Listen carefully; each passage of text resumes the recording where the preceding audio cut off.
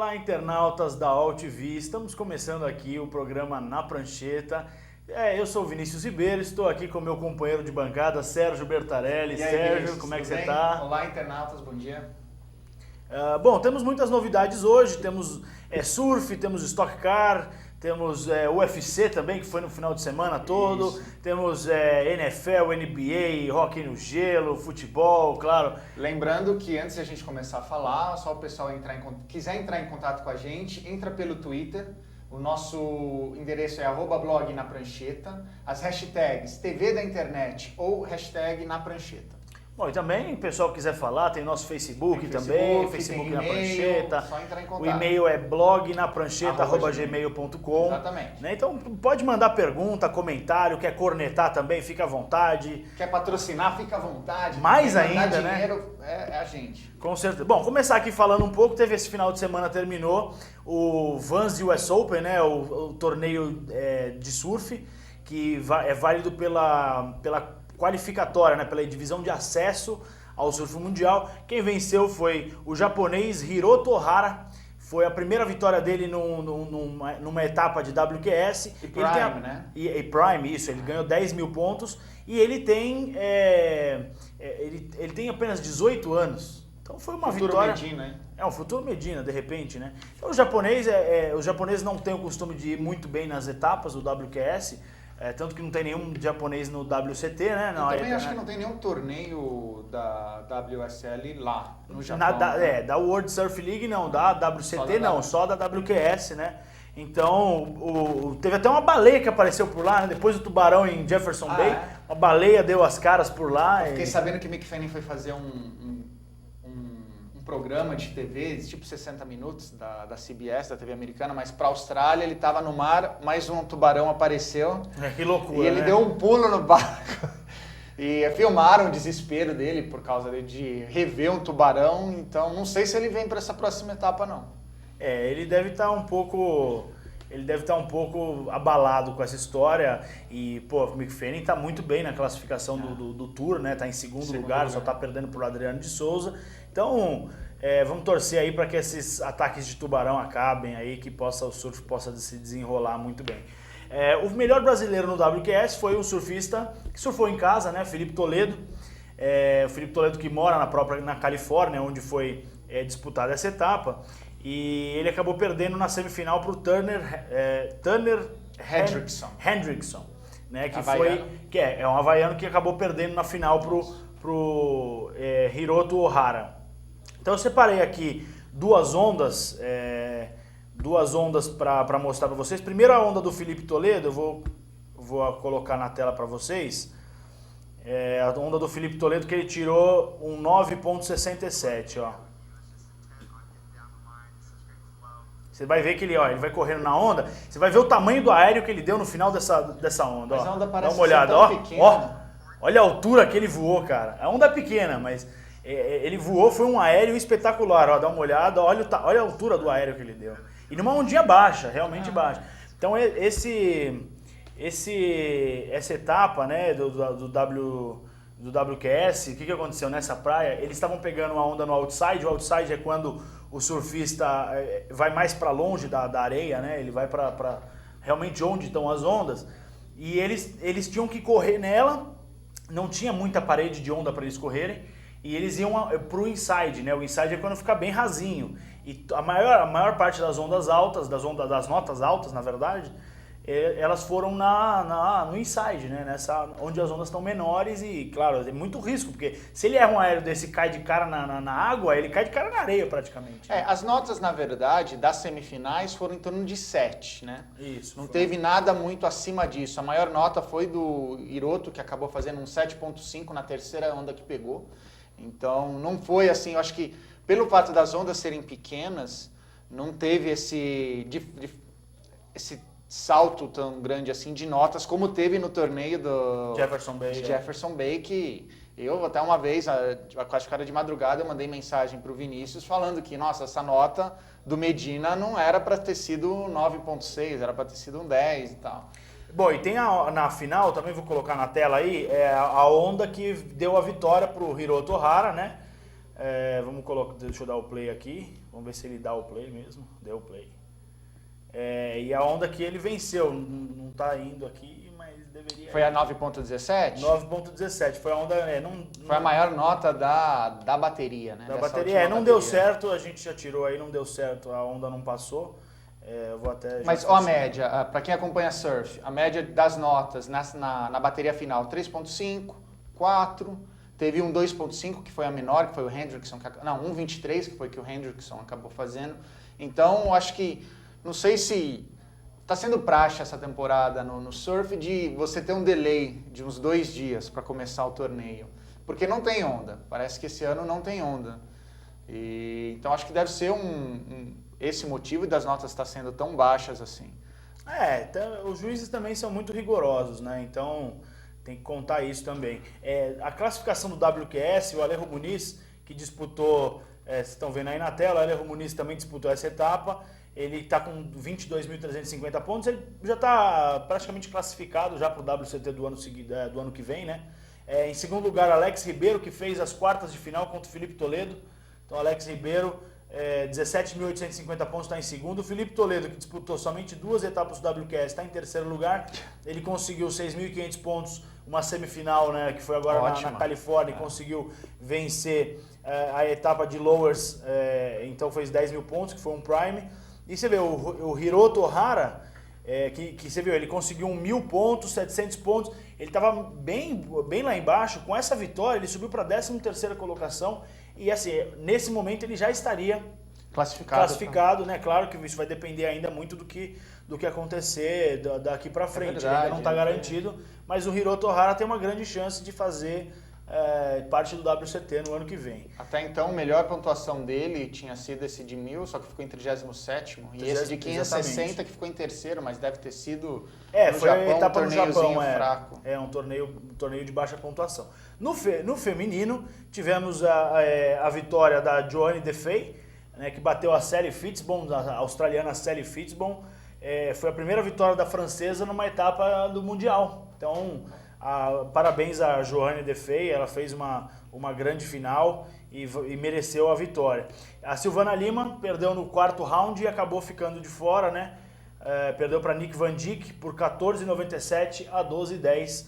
Então a Silvana Lima tá fazendo o possível, tá fazendo o melhor lembrando dela. Que ela tem, como o Vinícius comentou, que são 5 etapas que pode se classificar. No momento ela tem 2 pontuações interessantes. Uma de 4.500, que foi um segundo lugar em Los Cabos, e uma que foi um 9º lugar, que ela conseguiu 1.550 pontos, que foi no torneio de Paul Mitchell Supergirl Pro. Então, eu particularmente, que ela está no principal, só que as chances de ela cair é muito grande. Com certeza. É que ela está em 12º, são as 10 melhores surfistas que se classificam para o ano seguinte. Então... Ela está em 12º, conseguir mais uns 2, 3 bons resultados é capaz dela Seria conseguir. interessante ela conseguir esses 2, 3 resultados. Com certeza. Então, ainda no feminino, né, na etapa do WQS, quem venceu foi a havaiana Tatiana Weston Webb. Ela venceu e a Silvana acabou ficando no 6º round, não fez uma pontuação alta, mas a Silvana está se preocupando mais com a etapa as etapas do WCT, né? Do WCT feminino, claro. Bom, vou falar um pouquinho aqui de Stock Car. Que bizarro que aconteceu esse final de semana. Nossa senhora, Stock Car teve muitas coisas estranhas acontecendo nesse final de semana. Teve cachorro atravessando a pista nos treinos. Teve uma criança atravessando a pista na corrida. E teve um acidente envolvendo 5 carros que foi realmente quase trágico. Os 2 pilotos saíram de maca da pista, né? Foram 5 carros, né? Foram 5 carros. Acidente envolvendo. Foi o Thiago Camilo e o Felipe Braga, saíram de maca. E na verdade o que aconteceu? O Thiago Camilo teve um problema no carro dele, estava muito lento. E aí no meio na saída da curva, os carros não viram ele. E bateram, que foi o Thiago Fraga, desculpa, e o Rafa Matos. Eles bateram, foi uma batida, e aí os destroços na pista, acabou dos 2 carros vindo e ficando danificados por causa disso. Quem venceu aí a primeira bateria, né, a primeira corrida, foi o Marcos Gomes, e ele não comemorou devido aos acidentes e tudo, até compreensível. E na segunda corrida, quem levou foi o Sérgio Gimenez. que tá vindo fazendo uma boa temporada esse ano. O Sérgio Gimenez conseguiu uma boa vitória que vai ser importante para ele na classificação. Para quem está se perguntando aonde foi a corrida acabou sendo em Curitiba, né, esse final de semana, e o que muito me espanta, porque Curitiba já tem um histórico de ter Stock Car ali. Então, esse amadorismo, no sentido de cachorro entrar no meio da pista, nos treinos, criança correr no meio da pista, não sei, não condiz com o que Curitiba foi até hoje. Porque até então era uma das pistas mais competitivas, onde o pessoal mais gostava de correr, até mais do que próprio Interlagos aqui em São Paulo. Tanto é que Curitiba, além de São Paulo, é a segunda cidade que tem mais do que uma corrida. O estado do Paraná gosta muito da Stock Car. Então, não sei, o amadorismo que aconteceu ali esse final de semana para ter isso. Bom, e os pilotos estão bem, né? Eles não teve maiores consequências, eles fizeram todos os exames necessários. A Stock Car mandou, né? Exatamente. Mandou um Twitter, isso, dizendo que está tudo bem com eles. Estão conscientes. E devido ao acidente, teve uma bandeira vermelha, né? Obviamente. Paralisou a prova. Sabe quanto tempo ficou parada? Quanto? 2 horas. Nossa. 2 horas de paralisação da corrida, porque, enfim, né? Aí tinha que limpar toda a pista. Ou tirar o óleo, tirar jogar os serragem, carros, isso, para não causar maiores problemas. Então foi realmente uma prova bem atípica da Stock Car, com acidentes, enfim, todas essas coisas que aconteceram nessa prova. Tivemos também, nesse final de semana, o UFC, né? O UFC, para quem estava decepcionado com relação, é que na luta anterior da Honda, a luta coube dentro do tempo do Instagram, se decepcionaram, porque dessa vez teve que passar dois slides do Instagram para conseguir ver a luta toda. Foram 34 segundos e a Honda bateu literalmente, nocauteou a Beth Correia. Lembrando que esse é o terceiro nocaute da Honda, porque até então ela venceu todas as outras por submissão. Ela é muito boa na hora de agarrar, já que ela é medalhista olímpica, né? De bronze, se eu não me engano, ou prata, agora eu não tenho certeza. E das 9, na verdade foram 11 lutas até então.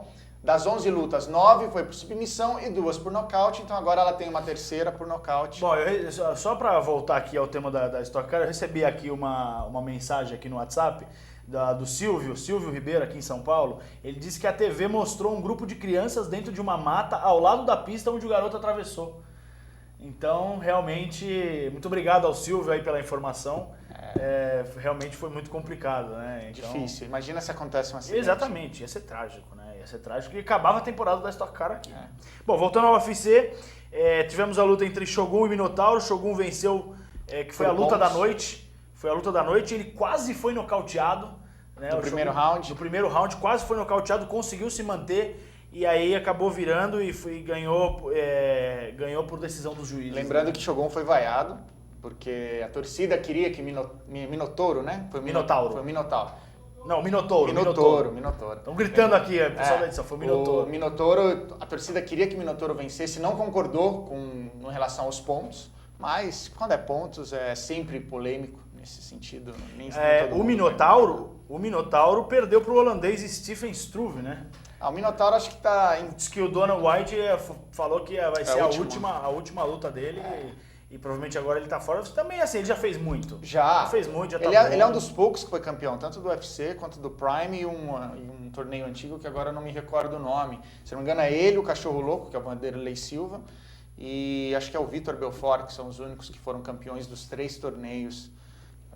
Tivemos ainda as lutas da final do TUF, né?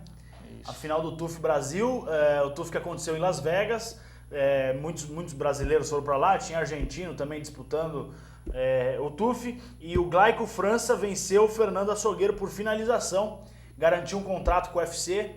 Esse contrato são quantas lutas que eles garantem? São 5 lutas que eles garantem por contrato? São acho 3 lutas, se não me engano são 3 lutas. E ele garantiu o contrato e foi uma boa luta, né? O Fernando acabou não conseguindo manter a performance que ele vinha mantendo nas lutas do TUF, da competição, quando não tinha torcida, não tinha público. Ele não conseguiu manter e acabou sendo dominado. O Glaico dominou a luta contra o Fernando, então mereceu realmente a vitória. Na outra final, o Reginaldo Vieira venceu o Dileno Lopes por decisão unânime e também garantiu o contrato aí com o UFC. Foi uma luta espetacular, uma luta bem franca, né? Os dois partiram pro ataque desde o primeiro. O primeiro round foi espetacular, foi guilhotina pros dois lados, e socos, e chutes, e quedas, foi impressionante, foi muito legal. O Reginaldo Vieira, ele entrou no TUF, perdeu a luta dele, e por uma questão de lesão, ele acabou voltando pro TUF, contra um cara do próprio time, né? Porque eles tinham que chamar um dos eliminados para fazer a luta por causa de uma lesão. E aí quando ele voltou, ele acabou ganhando, foi para a semifinal, ganhou a semifinal também e foi para a final contra o Dileno Lopes. O Dileno Lopes também lutou, uma barbaridade. Na verdade, assim, eles falaram que foi 30-27, né? 2 juízes deram 30-27 e um juiz deu 29-28. Eu achei que a luta foi quase empatada. O primeiro round, realmente, o Reginaldo venceu, disparado. Eu acho que deu um 10-9, talvez um 10-8, mas acho que um 10-9 seria justo. Ele bateu bem mais, apesar do Dileno ter feito 2 guilhotinas com ele, ter segurado bem, quase finalizou ele 2 vezes. E acabou que no segundo round o Dileno foi um pouquinho melhor, no geral, conseguiu 2 quedas e tudo. E no terceiro round foi parelho. Foi parelho. No finalzinho, pra mim o Dileno estava ganhando. No finalzinho o Reginaldo conseguiu virar uma posição, ele estava por baixo, conseguiu ficar por cima e aí começou a martelar e os dois já estavam cansados demais, enfim. Acabou sendo merecido, eu achei que mereceu, o Reginaldo ganhou e agora tem um contrato com o UFC aí para garantir algumas lutas, né? Então, e uma última informação aqui antes da gente ir para um rápido intervalo, o Dana White anunciou uma trilogia entre Vitor Belfort e Dan Henderson, que e a primeira luta vai acontecer em novembro no UFC aqui em São Paulo. Lembrando que o UFC de São Paulo havia sido cancelado, as lutas que iam ser do final do TUF passaram para essa agora e tá voltando, né? Vamos ver se agora vai dar resultado. Bom, a gente vai para um rápido intervalo e a gente volta já.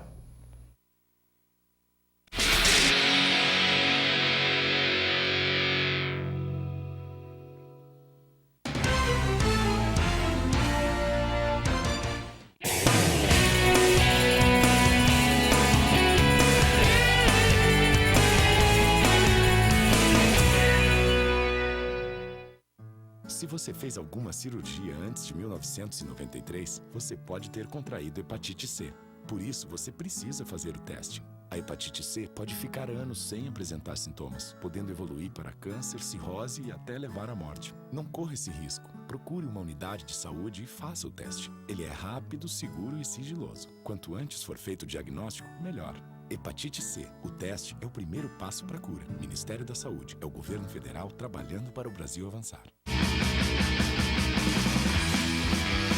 Alô, amigos, eu sou o Zancopé Simões. Acompanhe Gente que Fala de segunda a sexta-feira ao meio-dia pela AltV, www.altv.com.br, a sua TV da internet, e na Rádio Trianon, AM 740 São Paulo.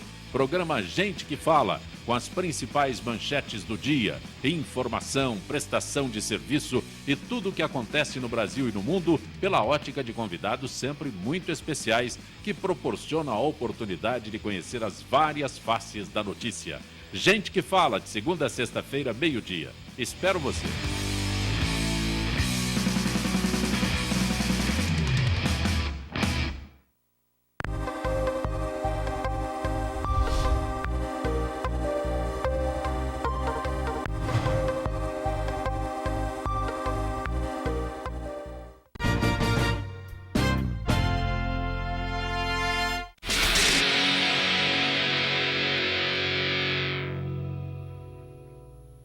Estamos de volta aqui com o programa Na Prancheta e agora vou falar um pouquinho de esportes americanos com Sérgio Bertarelli. Sérgio, você é especialista aqui em esportes americanos. Bem, bastante coisa aconteceu finalmente esse final de semana. Vamos começar com a NHL, hóquei no gelo. Foi mudado algumas regras, porque americano não gosta de jogos com empate. Então, depois da greve que teve em 2004, eles fizeram que se empatasse em tempo normal, teria mais um tempo extra, onde seria 4 contra 4. Lembrando que no gelo são 5 contra 5, mas na prorrogação era 4 contra 4. Como passou a ter muitas pênaltis, porque continuava empatado esses valores, esses resultados, o que aconteceu? Agora ficou 3 contra 3. A NHL decidiu que a partir dessa temporada vão ser 3 no gelo contra 3. Vai ficar mais interessante, vai ficar muito mais cansativo também. para quem estiver no gelo. E a tendência é que a gente tenha jogos sem empates, sem ser disputado por pênaltis. Algo que a torcida, nesses 2 últimos anos, não gostou muito. Eles entenderam que disputa por pênaltis acabou ficando algo chato, algo monótono. Então, para não chegar nesse motivo, eles resolveram cortar. Quando o jogo vai para a prorrogação, cada equipe, a equipe vencedora fica com 2 pontos, a equipe perdedora fica com 1. Continua, porque no hockey ainda continua sendo disputado por pontos. NFL, finalmente... Peraí, só uma perguntinha. Vamos lá. Você me disse que vão ser 3... 3 no gelo. 3 no gelo, certo? E esses 3, rola uma substituição? Rola, substituição. Fica à vontade. Quanto tempo dura essa prorrogação? Prorrogação é 5 minutos. E é só um tempo de prorrogação? Só um tempo de prorrogação. E por que eles não gostam dos pênaltis? Aqui a gente gosta tanto dos pênaltis. Então, porque eles valorizam mais... A vitória no tempo normal. O jogo jogado, vamos dizer assim. Do que os pênaltis. Eu sei que não existe essa expressão jogo jogado. Mas todos os jogos têm pênaltis, independente disso, independente do que acontecer. Não, assim, se empatar. Se empatar na prorrogação, sim. Tem pênaltis. Tem pênaltis. Pô, eles não podiam fazer, por exemplo, na NBA, em vez de ficar aumentando prorrogações, eles colocarem lance livre? Não, mas NBA não. Teria que ser melhor jogado. Claro, tô brincando. Eu prefiro, na verdade, por mim, não tiraria eu tiraria os pênaltis e deixaria a prorrogação. Primeira, segunda, terceira, até fazer agora. E se eles fizerem um golden goal? Mas é golden goal. Ah, é golden goal? É golden goal. E mesmo assim tava indo pros pênaltis? Mesmo assim tá indo pros pênaltis. Caramba, hein? Agora como tá 3... Por quê? Porque os times eles passam a se defender mais e atacam menos. Então, quanto mais atletas você tem no gelo, mais difícil fica para você marcar o gol. Por isso que eles estão eliminando atletas. Vai chegar uma hora que você vai goleiro contra goleiro, é gol a gol, né? Vai ficar jogando. Bom, vamos lá, NFL. Futebol americano agora. Voltou o training camp, ou os centros de treinamentos, que a liga autoriza os times a fazerem. E, finalmente, vamos agradecer aqui a NFL, que dia 9 vai ter o primeiro jogo da pré-temporada. Lembrando que próximo final de semana, no futebol americano, é o final de semana do Hall of Fame. Então, 5 atletas vão ser escolhidos para entrarem para esse seleto grupo de os melhores ou os que mais marcaram a liga nessa temporada.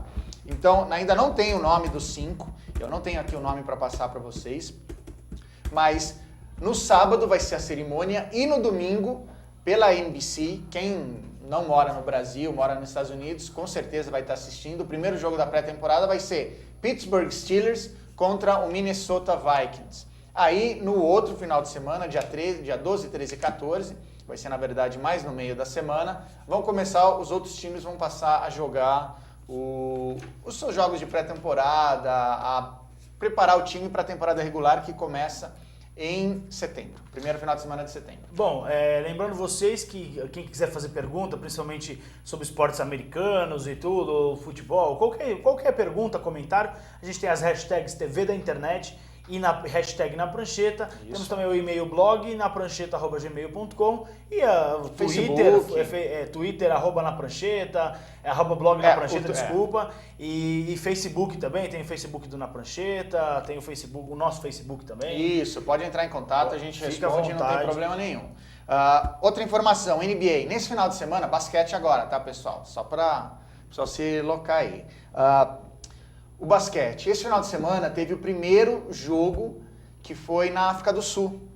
Primeiro jogo no continente africano da NBA. Foi o time do mundo contra o time da África. Qual seria esse time da África? Jogadores africanos que jogam na NBA. O legal disso é que 2 jogadores que fizeram história na NBA, Dikembe Mutombo, que jogou praticamente a vida toda pelo Denver Nuggets, e Hakeem Olajuwon, que o Luciano do Vale falava, olá, João! Quem assistiu essa época dos anos 90 lembra muito bem disso, que inclusive foi campeão da NBA pelo Houston Rockets. Eles jogaram essa partida, brincaram um pouco, foi muito legal, foi bonito demais ver o ginásio inteiro, estava lotado, gente ali prestigiando o basquete, foi muito legal. A final acabou sendo 97 time da África contra 101 do time do mundo. Então tinha jogador espanhol, croata, tinha americano, não teve nenhum brasileiro, não foi convocado nenhum brasileiro, era o time do Chris Paul, ele que acabou assumindo a equipe do mundo, né? Então foi bem legal, foi bem divertido. Agora a gente tem uma denúncia aqui, que eu queria falar com vocês também sobre basquete. E lembrando que Semana passada eu conversei, ou semana retrasada, acabei comentando algumas coisas sobre o nosso basquete brasileiro e a CBB. A CBB estava devendo para a FIBA, que é a Federação Internacional de Basquete Associados, uma quantia por ter comprado a vaga para o Mundial. Explica só direito como é que é comprar a vaga para o Mundial. Como é que funciona? Existe essa seletiva e no final a FIBA ela tem direito a escolher 4 times que não passaram nenhuma dessas seletivas para jogar o Mundial. Só que esse Mundial ela não escolhe por termo técnico. A FIBA ela simplesmente vende a vaga dela. E ela vendeu essa vaga, se eu não me engano, na época era $1 milhão. E pelo nosso câmbio hoje vai dar 3 milhões e alguma coisa. Acontece que o Brasil pagou a primeira parcela e não pagou mais as outras parcelas. Então, a FIBA ela disse que se o Brasil não pagasse até sexta-feira de julho, a última sexta-feira de julho, o Brasil sequer participaria do torneio mundial, das Olimpíadas, do pré-olímpico. Acontece que o Bradesco e a Nike vão pagar essa dívida para a CBB e o Ministério dos Esportes anunciou essa semana que vai estar... Para o caso das Olimpíadas, vai estar repassando 7 milhões de reais para a CBB, para ela poder preparar a equipe olímpica para as Olimpíadas, para o pré-olímpico. Porém, esse valor só serve para a seleção masculina, não serve para a seleção feminina. Então, já começa 2 pesos e 2 medidas. Eu não entendi por que disso. Aí, a gente foi passar a ler... O Fábio Balaciano, do blog de basquete, ele começou a pôr algumas informações sobre esse contrato. Então, presta atenção o absurdo que é isso. A contratação de coordenação financeira e contratação de assessoria jurídica, a CBB vai receber por mês R$300 mil, na verdade R$20 mil por mês, na parte financeira e R$10 mil na parte jurídica. Só que a CBB já tem isso. Ela já tem parte de assessoria financeira. Por que ela está recebendo a mais? O contrato não diz isso, não explica. Segundo, os custos de toda a comissão técnica vai ser de R$1.111.500. Vai ser dividido entre 7 a 8 pessoas. Agora, a CBB, ela já paga isso para os seus técnicos. Eles já recebem esse salário. Por que eles vão receber a mais isso? Não tem resposta ainda sobre isso. Eu acho bem complicado, né? A CBB, ela cada vez se envolve mais em confusões, em coisas escusas, né? Exatamente. E assim, depois que entrou a gestão da NBB, né? Que eles criaram o Novo Basquete Brasil. A CBB, ela só passou a cuidar das seleções. Ela abriu mão de cuidar de árbitro, ela abriu mão de cuidar das equipes, dos torneios, das regras, ela abriu mão de tudo para cuidar só das seleções. Só que, nesses segundos custos, o que está incluído? Um administrador, um assistente técnico, um preparador físico, um assistente de preparador físico, 2 fisioterapeutas, um médico, um fisiologista, um nutricionista e um massagista.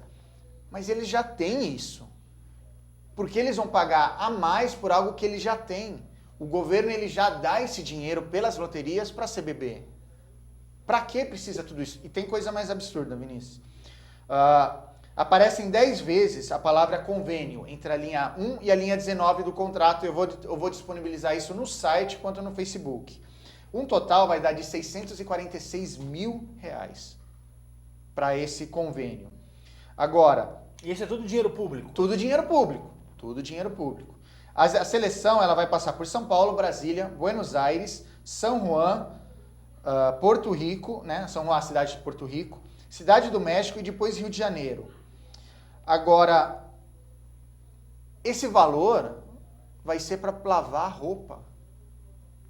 Esses 640 mil? É, destinado para se lavar a roupa da seleção que vai estar viajando por esses lugares. Pô, será que eu não posso ir lá para lavar um pouquinho? Gente, também? 646 mil para se lavar roupa. Precisa eu lavo no tanque. Num hotel. Não precisa nem. É absurdo. Lavar, agora, o mais absurdo ainda é que de todas essas programações, o Brasil, a seleção, ela destinou R$ 78.400 para estadia. Na Argentina, em Buenos Aires, R$ 72.680 para estadia em San Juan. Agora, para estadia em Brasília, ela está destinando R$ 352 mil. Mas assim, tem os períodos que eles vão ficar em cada uma? Tem. Porque também assim, depende. Você vai ficar 20 dias em Brasília e 3 dias em San Juan? Não, mas você vai ficar um jogo em Brasília, um jogo em São Paulo, um jogo no Rio, um jogo em Buenos Aires. Gente, 352 mil para uma estadia em hotel. Não, você tem uma diferença um pouco maior, porque Brasília é muito concorrido, né? Sim, mas Porto Rico é dólar americano que se trabalha ali. Não, e realmente, não tem como ser uma diferença tão exorbitante como essa, é bem complicado. Exatamente. Né? Último detalhe, depois eu vou acabar postando. O Brasil vai estar sendo custeado R$ 155 mil para as Olimpíadas por estadia. Por um dia de estadia? Não, pela estadia dos 15 dias, né? Que a seleção brasileira vai estar no Rio de Janeiro. Quantos mil reais? 155 mil. Só que um detalhe. A seleção brasileira ela vai ficar na Vila Olímpica. Não é cobrado quem fica na Vila Olímpica. Mas não pode ter outras despesas? Não, na Vila Olímpica não. De alimentação ou de... Não, isso está tudo incluído para os atletas. Não tem custo nenhum. Então, esses 55 mil reais são hospedagem nos Jogos Olímpicos no Rio de Janeiro. Durante 15 dias. Durante 15 dias. Por que o Ministério dos Esportes ele está passando para vocês... passando para a seleção, R$ 155 mil, sendo que eles vão ficar 15 dias de graça na Vila Olímpica, comer de graça, porque eles estão representando o país. Com certeza. Gente, não tem lógica isso. Eu li isso hoje de manhã, mandei e-mail pelo blog Na Prancheta para a CBB. Até agora a gente não teve resposta. Então, estou esperando ainda. Manda para o Ministério dos Esportes também. Vou ter que mandar para o Ministério dos Esportes também, alguma coisa, porque... tá muito difícil. Gente, pra mim isso dá a entender que é roubo na cara dura. Não tem como não ser. A não ser que eles venham explicar e dê uma justificativa. Mas mesmo assim, não há justificativa. Estadia em Brasília ser 5 vezes maior do que uma estadia em Porto Rico. Não tem lógica isso. Né? Tudo bem, ela ser até o dobro, pode até ser, de repente, porque como eu disse, Brasília é bem concorrido na questão hoteleira. Mas de qualquer forma, você quintuplicar o custo é inadmissível. É inadmissível, realmente. Honestamente, é inadmissível esse tipo de coisa.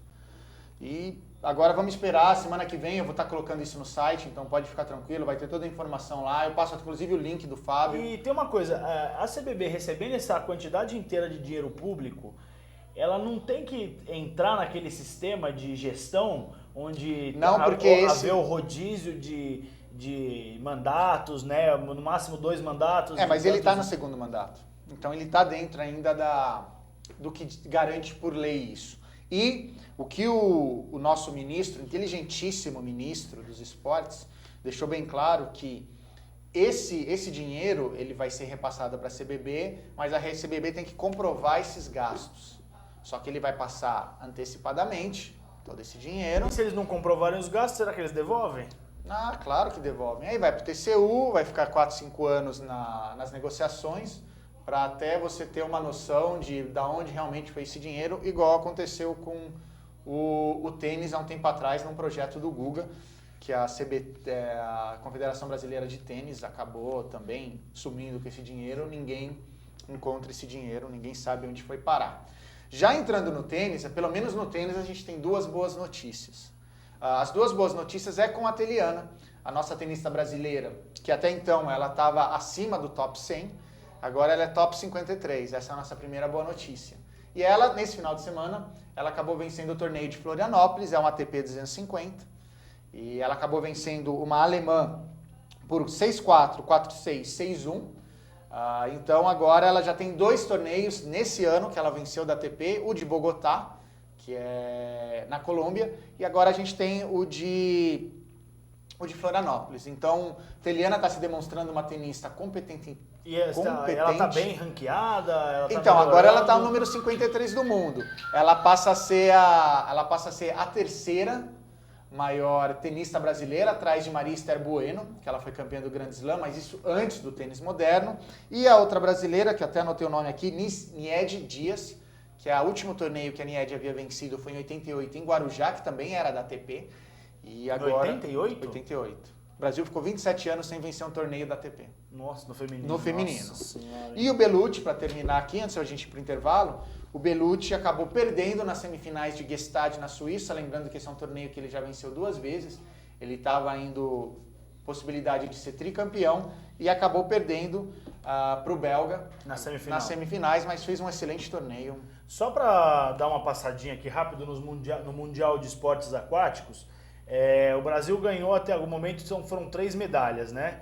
Então foi na maratona aquática, o Brasil ganhou o ouro com a Ana Marcela Cunha nos 25 quilômetros e o bronze também com a Ana Marcela nos 10 quilômetros, né? Tá aqui. Nos 25 quilômetros ela terminou com 5 horas e 13 minutos. A segunda colocada 5 horas e 14, a diferença não foi grande, né? E nos 10 quilômetros ela terminou atrás da francesa Aurielle Miller e da holandesa Sharon. Ela terminou com 1 hora e 58, foi muito próximo, porque foi 1 hora e 58,04, 1 hora e 58,06 e 1 hora e 58,26. Então foi muito próximo os resultados. Então ainda está rolando, vai rolar até dia 9 o Mundial de Esportes Aquáticos, até domingo dia 9. E temos aqui no quadro de medalhas, a China está em primeiro lugar com 8 ouros, 9 pratas e 3 bronzes, totalizando 20 medalhas. A Rússia com também 8 ouros, só que 3 pratas e 1 bronze, totalizando 12 medalhas. E os Estados Unidos em terceiro lugar com 3 ouros, 2 pratas e 1 bronze. O Brasil vem em sexto com 3 medalhas, 1 medalha de cada um.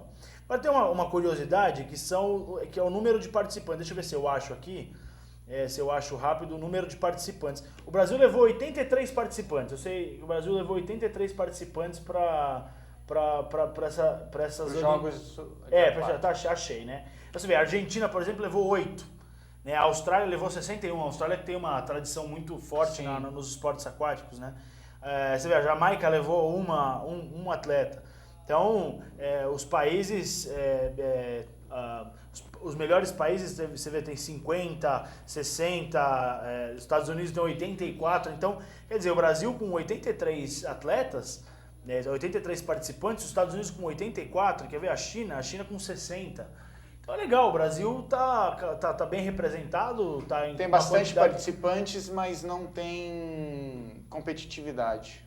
É interessante eles passarem aí para esses torneios internacionais para pegarem uma certa rodagem, experiência, né? Uma experiência maior. E o César Cielo, que é o principal representante do Brasil na natação nesse momento, ele sofreu bastante e só vai para a final dos 50 borboleta e foi para a final dos 50 borboleta em último. Né? Se classificou em último, né? E o brasileiro Nicolas Santos é o que está se destacando entre os brasileiros, o Nicolas Santos é o que está se destacando bastante na natação. Isso é uma boa promessa já para as Olimpíadas aqui no Rio de Janeiro. A gente vai chamar um rápido intervalo agora. Na volta do próximo bloco a gente vai falar bastante sobre futebol, Libertadores, Campeonato Brasileiro. Essa semana aí vai ter o sorteio da Copa do Brasil, amanhã, na verdade, dia amanhã 4. Né, vai ter o sorteio. Então a gente vai fazer esse rápido intervalo e voltamos já.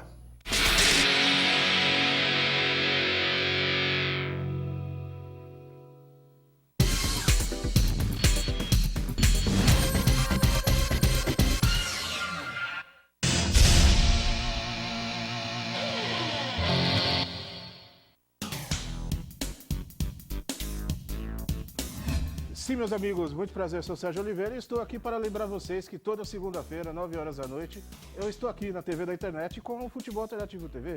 Sim, Série D, Série C, Copas Estaduais, as divisões de acesso, tudo aquilo que nenhum outro programa esportivo fala, tem a coragem, a capacidade de falar, nós falamos aqui na TV.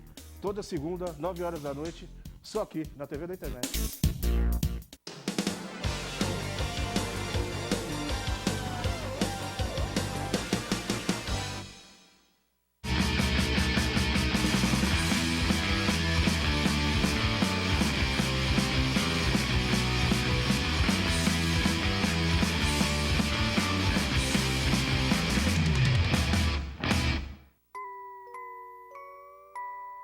As nossas recordações são os nossos maiores tesouros. Carregamos durante toda a nossa vida. Manipular, distorcer, ou implantar falsas memórias, além de ser uma violência, é crime. Somos responsáveis por esse tesouro. Não promova alienação parental.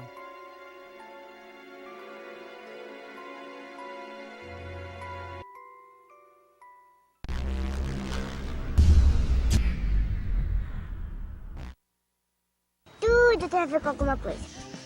De onde vem a água que a gente bebe? Da torneira. Ih, nada a ver. Vem dos rios que nascem da mata. Sabia que a gente só respira por causa das árvores? A árvore respira? Respira. A árvore respira. E o que você tem a ver com isso? Meu ar. Minha água. Minha árvore. Meu ambiente. Mata Atlântica! SOS Mata Atlântica. Mais 25 anos.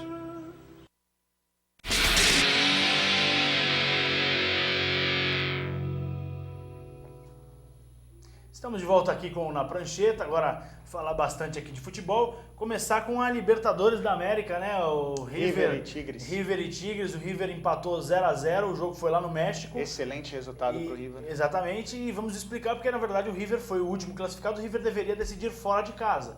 Porém, como pelas regras da Libertadores, a final, o segundo jogo da final tem que ser na América do Sul. Então o primeiro jogo foi no México e o segundo jogo vai ser agora na quarta-feira, na Argentina, o River com grandes chances de ser campeão após trocentos anos aí. É possível acontecer um impasse aqui, porque o River, ele pode ganhar 2 títulos sem ter jogado.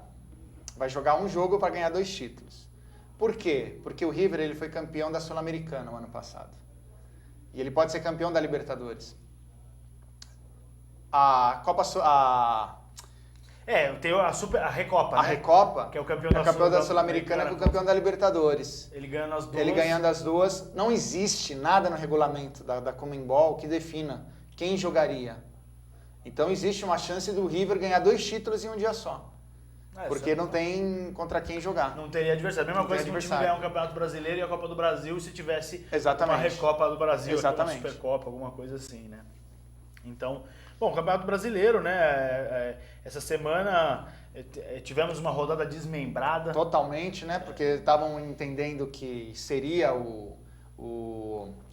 teria um brasileiro na final, na Libertadores. Um brasileiro na final, né? E aí tivemos na quarta-feira passada 2 jogos.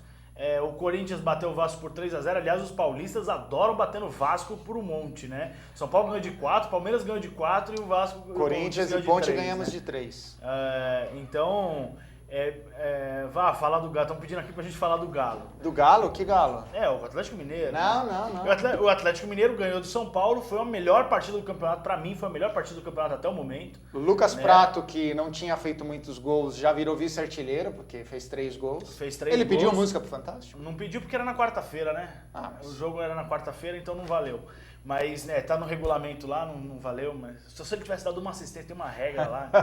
Tadeu Schmidt bom, e aí tivemos São Paulo e Atlético Mineiro 3-1 para o Atlético Mineiro, o resultado não traduziu o que foi o jogo.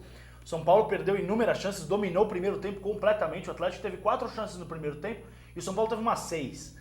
Né? Então assim, o primeiro tempo era para ter terminado assim 3-3. Foi mais efetivo, né? Foi completamente, né? O São Paulo acabou falhas defensivas, inclusive o terceiro gol foi ridículo, né? Um passe que o Hudson deu no meio de campo e acabou entregando a bola pro contra-ataque do Atlético Mineiro.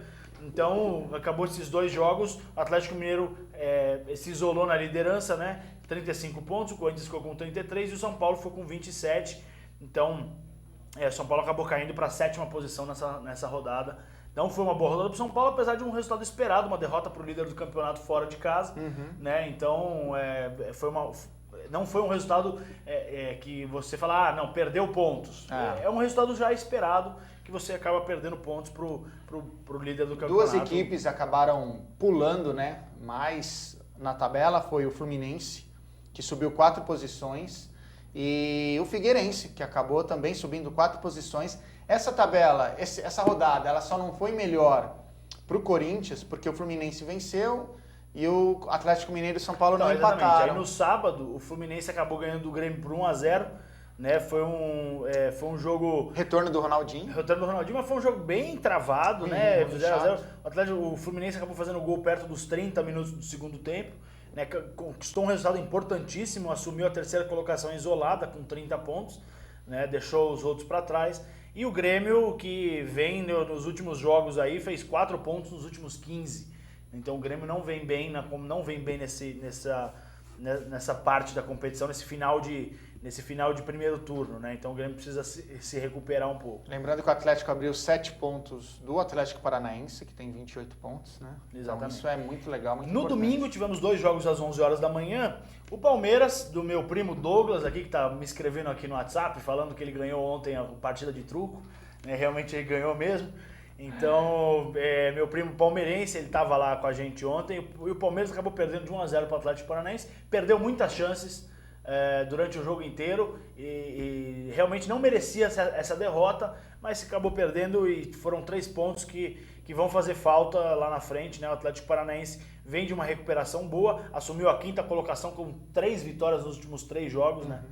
Então, foi um bom resultado para o Atlético Paranaense. Já Coritiba e Goiás, a luta dos desesperados, o Goiás estava ganhando de 1-0 do Coritiba até o finalzinho, o Coritiba conquistou um empate e agora os dois, o Coritiba assumiu a lanterna, né?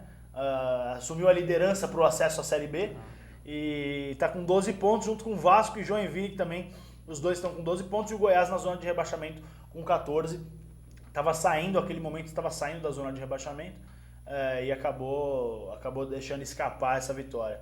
Tivemos ainda Flamengo e Santos, 2-2. Foi um bom jogo, um jogo de 4 gols. E as Flamengo duas equipes... acabou fazendo 2-0 no primeiro tempo. Isso. E o Santos acabou empatando. Exatamente. Um golaço do Lucas Lima. Não, exatamente, um baita de um gol. E o Flamengo também deixa de conquistar pontos importantes em casa contra o Santos, que é um time na zona de rebaixamento. E o Santos conseguiu esse empate, dá mais uma escapadinha aí da zona de rebaixamento, está com 17 pontos, já está a 3 pontos da zona de rebaixamento, então o Santos acaba se recuperando, né? O Santos que conseguiu 3 pontos, né? Conseguiu dos últimos 15, o Santos marcou 7. Então, para quem está na zona de rebaixamento, é uma boa pontuação do Santos. Né? Lembrando que Joinville, Vasco e Coritiba, eles já estão rebaixados para a Série B. Por quê? Porque para eles conseguirem sair dessa zona, eles precisariam, no mínimo, ter 63% de aproveitamento. E para um time que está no estado que está, dificilmente um time consegue ter 63% de aproveitamento. Então, eu já cravo aqui, Coritiba, Vasco e Joinville já estão rebaixados para a Série B. Tivemos ainda Internacional e Chapecoense 0-0. Internacional perdeu pontos importantíssimos em casa. O Chapecoense vem cada vez mais provando que tem capacidade para se manter aí na Série A. O Internacional que tem um jogador uruguaio que pediu para sair, né? Não quer mais ficar no Internacional, pediu para ser negociado. Ele tem uma proposta do Bayer Leverkusen, da Alemanha, para estar participando, para estar jogando agora esse próximo campeonato alemão. Ainda não chegou nada oficial. Ele recebe 200 mil por mês no Inter, mas lá na Alemanha ele estaria recebendo um salário de 900 mil reais.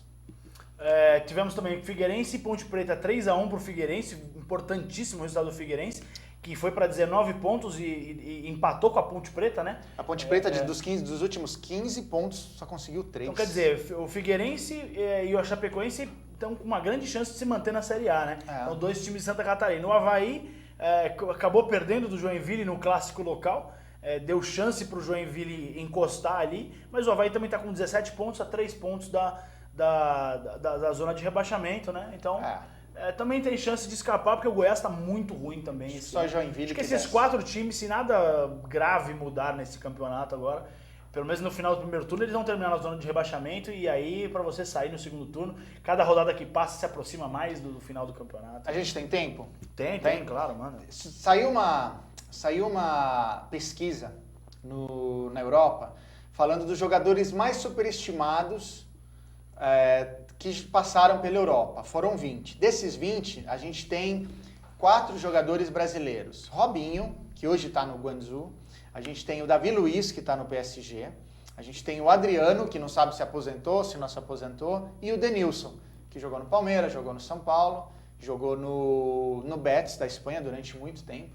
Eles são os jogadores mais superestimados brasileiros, né? Aí você tem Balotelli, você tem Falcão Garcia, você tem Ibrahimovic, você tem Lavezzi, A PSG tem peso aqui, né? Bastante jogadores. O Badio, que é aposentado, eles também, eles entendem que é um jogador superestimado, e o Sérgio Ramos são alguns dos famosos. Temos duas perguntas aqui, na verdade, duas perguntas relacionadas a nós aqui, Sérgio. A nós? São Paulo e Corinthians. Vamos lá. Né? Então a primeira pergunta, a pergunta vem do Silvio, né, que passou pra gente a informação da Stock Car. Obrigado, Silvio aqui de São Paulo. Ele tá perguntando pra gente... O Silvio é o São Paulino, né? São Paulino, o Silvio é São Paulino. Ele, o que a gente acha da provável dupla de ataque do São Paulo, de domingo contra o Corinthians? Do colombiano Winder e o Centurion, né? Uma dupla estrangeira, um colombiano e um argentino contra o Corinthians. O Winder já está confirmado? Contratado? Já foi contratado. Tá treinando, já saiu no bid. Tudo, já saiu no bid, ele pode jogar. E o Luiz Fabiano está suspenso, né? E o Pato não pode jogar por força de contrato, né? Pelo contrato. Aconteceu a mesma coisa no jogo do Olha, eu acho que assim, são dois atacantes de velocidade, né? Pro Silvio, respondendo para ele, são dois atacantes de velocidade. O Centurion joga pela esquerda, o Winder joga pela direita. Não vai ter nenhum fixo. Não vai ter nenhum fixo. O São Paulo vem jogando no 3-5-2. Então é capaz de que ele reforce um pouco mais aquele meio de campo, né, deixando tanto o Michel Bastos como o Ganso no meio de campo, e tenha dois atacantes de velocidade. Eu acho que se rolar realmente essa escalação dos dois estrangeiros e dois de caras de velocidade, eu acho que favorece muito o Ganso. O Ganso, quando ele tem mais opções, ele joga melhor. Quando ele tem muita gente... E o Ganso então vão ser 10 né? em campo. Então, ou não, né? Vamos ver. Vamos ver. O Ganso costumava jogar bem contra o Corinthians, né? Não. Quando ele estava no Santos, ele jogava bem contra o Corinthians. Então, mas tinha o Neymar, né? Não, tudo bem, não tem problema. Então eu acho que, respondendo ao Silvio, eu acho que é uma boa alternativa pro São Paulo. Eu gosto. Principalmente tirando o Luiz Fabiano, que apesar de ter feito um bom jogo contra o Atlético, ele não vem bem. Então, e dá mais opções pro Ganso, né? Opções de velocidade ali, se tiver o Michel Bastos jogando ao lado dele. Então, acho que um ataque mais veloz pro São Paulo contra o Corinthians. O Corinthians que tá com uma defesa bem consistente. Então, eu acho que é uma boa chance do São Paulo conseguir abrir a defesa do Corinthians jogando pelas pontas. Eu acho assim, outra, se você... Pera, deixa eu... Manda. Se ele vai jogar no 3-5-2, eu entendo que ele deveria ter um atacante fixo e um jogando pelos lados. Como não é essa possibilidade, e eu não conheço esse jogador colombiano, então eu não tenho como opinar sobre ele. Agora, eu gosto muito do Centurion. Eu acho... Centurion, não sei como ele é chamado. Eu acho que ele, quando ele joga pelos lados, obviamente ele gosta de jogar mais pelo lado esquerdo, ele vai para cima, ele vai pro drible, e isso é importante. Falta essa... Como é que eu vou dizer? Falta isso no Brasil hoje em dia. Ninguém vai para driblar. Então é interessante você ter um jogador assim, mas eu acho que o Osório, se ele pudesse ter um fixo na área, é melhor para poder favorecer quem... E aqui tem a pergunta do Douglas Almeida, aqui de São Paulo também. Ele está perguntando qual é o nosso palpite para o Clássico. Eu acho assim, o São Paulo jogando em casa, precisando da vitória, eu até apostaria no empate, mas eu vou com o coração, eu vou botar 2-1. Na verdade, eu tinha falado ontem 3-2 pro São Paulo. 3-1, 3-2, eu acho que vai ser jogo com bastante gols. Mas eu vou de 2-1. Vai ser 1-0 pro Corinthians. 1-0. Então estamos aqui. É o placar do Tite. Podem cobrar. Gente, e a última aqui, do Matheus Cardoso, lá de Jaú. Pergunta lá de Jaú, Matheus Cardoso. Ele falou que, pra gente falar do clássico do próximo domingo, que a gente tá falando aqui, e disse que o timão dele vai golear o meu São Paulo, né? Em pleno Morumbi. Olha, tomara. Qual que é o nome dele? Matheus Cardoso. Tomara, Matheus. Tomara. Mas eu acho que vai ser 1-0, porque o Corinthians ele tem essa tendência de sair no contra-ataque, ele vai bem no contra-ataque, se defende bem, e eu acho que vai ser a dinâmica dos dois últimos jogos. O São Paulo venceu o Corinthians na Libertadores no segundo jogo, né? Que foi perdeu o primeiro. Perdeu no primeiro e perdeu no Campeonato Paulista, então nesse ano tá 2-1 pro Corinthians nas vitórias, né? Eu preciso que o São Paulo se recupere aí. Porque pode ser 3-2 no total, né? Não. Vamos esperar, né? Vamos esperar. Bom, então nosso palpite aqui, né? Tá nosso palpite pro jogo. 1-0, 2-1. E o Douglas, na verdade, que fez a pergunta aqui também do palpite, ele é o meu primo, e ele falou que eu vou assistir o jogo lá na casa dele, né? Ele é palmeirense? Ele é palmeirense, ele falou que eu vou assistir o jogo lá na casa dele. Espero quem ele vai estar torcendo? Espero que você né? tenha o PFC pra gente poder assistir, espero que você tenha o pay-per-view, porque não sei se vai passar na televisão, não sei se será o jogo da televisão. Eu acho que o Clássico vai. Tomara que seja, né? Porque vai ser um bom jogo e eu acho que o Morumbi vai estar cheio. Acho que o Morumbi vai estar cheio, o São Paulo está fazendo uma boa promoção aí. Eu acho que pode ser Cruzeiro e Palmeiras. Então, eu acredito que seja Cruzeiro e Palmeiras, mas quem sabe pela Globo adorar transmitir os jogos do Corinthians e ser um clássico e o Morumbi vai estar cheio. Tá vendo? A gente está favorecendo vocês. Que bom. Porque a Globo vai passar um time grande num horário nobre. Se fosse passar time pequeno, aí passa São Paulo. Bom, o pessoal aqui da produção pediu para eu lembrar que após o nosso programa vai começar o Gente que Fala com o Zancopé Simões, né? Então quem tiver aí já na OutTV, quiser curtir, é um programa super interessante, sempre vem convidados muito legais, programa que fala sobre política. Importante, hoje programa sobre política é importante. Exatamente, com certeza. Eu acho que sempre é, né? Sempre é. Então, a gente tem a próxima rodada agora do Campeonato Brasileiro, que ela que acontece no próximo final de semana. Temos Avaí e Fluminense, Santos e Coritiba, Vasco e Joinville. Esse vai ser um jogo. Exatamente. Atlético Paranaense Sport, que vai ser um jogo muito interessante. São Paulo e Corinthians, que é o jogo das 16 horas também. Cruzeiro e Palmeiras. Clássico palestra, né? Porque os dois eram palestrinos. Exatamente, clássico palestrino. Ponte Preta e Flamengo. Ponte Preta tentando se recuperar aí. Goiás e Atlético Mineiro, acho que o Atlético atropela. Grêmio Internacional, um clássico. O maior clássico, lembrando que Grêmio Internacional é o maior clássico do país. A maior rivalidade que existe. E Chapecoense e Figueirense, outro clássico de Santa Catarina, que aliás é normal já nesse campeonato, com 4 equipes de Santa Catarina. Que legal, que legal. Que legal. Eu acho que é bom e eles mostram que... A força do Exatamente, futebol. a força do futebol catarinense. Então, se contar com o Atlético Paranaense e Coritiba, são 8 times do sul, né, do país. Então, quase metade dos times vem do sul. Seria interessante se o Náutico, o Santa Cruz também tivessem no Brasileiro. Aí a gente eliminava todos os cariocas. Que maldade, que maldade. Assim, Vasco provavelmente vai estar e o Botafogo vem muito mal na Série B também. Apesar de estar liderando, mas assim, não consegue... Tá tudo empatado ali, né? Do primeiro ao 10º tá 6,7 pontos. É verdade, né? A Bragantino tá lutando. Então... eu queria agradecer aqui a audiência de todos aí, todo mundo que mandou pergunta também, né, o pessoal que participou aqui do programa. Participem mais, interajam mais com a gente está aqui, a gente quer interação, a gente quer poder responder mais perguntas e passar, dar informações que vocês têm interesse de ouvir, até porque o Na Prancheta não é só futebol, é esportes no geral. Então a ideia é, eu gosto desse tal esporte, fala um pouquinho, a gente está aqui para isso. Bom, então... um abraço. Um abraço, Sérgio Bertarelli, um abraço a todos. Amanhã, né? Temos também o nosso programa na Rádio Mega Brasil, megabrasil.com.br, é uma rádio online, a gente tá todas as terças às 5 horas da tarde também, na Rádio Mega Brasil. E também quem quiser participar sempre pode mandar histórias pra gente, histórias de torcedor. A gente tinha um quadro também no rádio, que era histórias de torcedor. Quiser mandar uma história pra gente, a gente conta aqui no ar. Manda blognaprancheta@gmail.com. Tem a nossa página no Facebook, Blog na Prancheta, e o Twitter, @Blog na Prancheta também. Exatamente. Podem fazer contato com a gente, pode cornetar também, que a gente vai dar risada, então não tem problema nenhum. Um grande abraço a todos e até semana que vem. Um abraço.